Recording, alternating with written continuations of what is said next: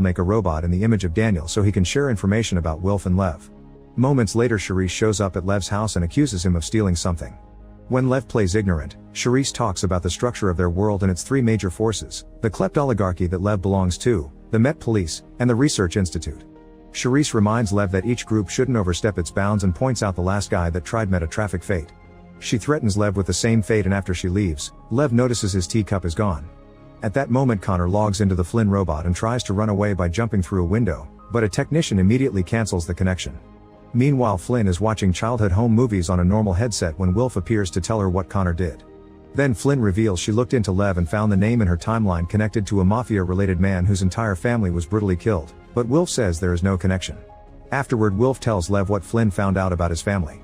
Lev isn't surprised and explains that he hired Aelita because he wanted a stub of his own so it could be used for many goals like testing new medicine. Lev reveals that he was troubled by the idea of other versions of himself, so he had his family killed in the other stubs. Back to Flynn, her hand continues to spasm but decides to log in again anyway. She tries to go exploring, and when the technicians try to disconnect her, Burton's friends hack into the headset to stop them. Flynn wants bodies for Burton and Connor too and demands to know why there are such fewer people in the future.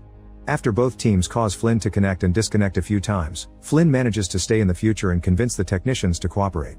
Moments later, Flynn meets Wilf at a graveyard, where she sees mysterious objects floating over some of the graves.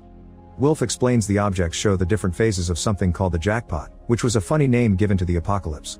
The first one opens up to show a complete electrical blackout in 2039 that started in the USA and soon spread worldwide.